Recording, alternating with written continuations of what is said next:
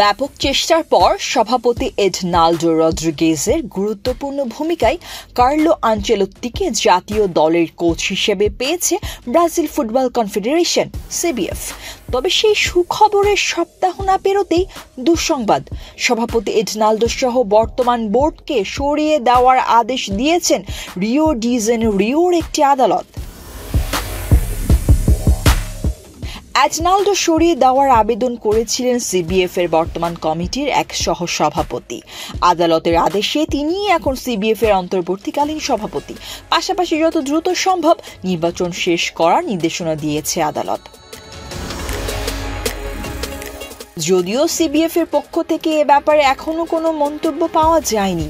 Brazil football সংস্থার সাবেক সভাপতির স্বাক্ষর জাল করার অভিযোগ খতিয়ে দেখছিল আদালত। সেটির প্রেক্ষিতে বর্তমান সভাপতিকে সরিয়ে দেওয়ার এই নির্দেশনা এলো। রদ্রিগেজকে অপসারণের নির্দেশনাটি এসেছে সিবিএফ এর সাবেক সভাপতি আন্তোনিও কার্লোস নুনেজ দে লিমার স্বাক্ষর জাল করার অভিযোগকে কেন্দ্র করে। চলতি বছরের শুরুতেই নুনেজ দে লিমা ও রদ্রিগেজ এমন একটি চুক্তি করেন যা রদ্রিগেজকে 2030 সাল পর্যন্ত সিবিএফ প্রধান পুনর্নির্বাচিত হওয়ার সুযোগ করে দেয়। রিওর আদালতের রায়ে বলা হয়, নুনেসের পক্ষে যে যুক্তি উপস্থাপন করা হয়েছে তা হলো স্বাস্থ্যগত জটিলতার কারণে তিনি শুনানিতে হাজির হতে পারেননি।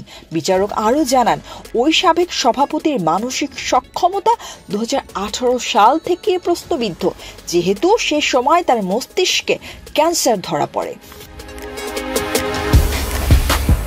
রদ্রিগেজ এর আগেও 2023 সালের ডিসেম্বরে রিও ডি জেনেরিওর কোর্ট অব জাস্টিসের এক রায়ে সভাপতির পদ থেকে অপসারিত হয়েছিলেন।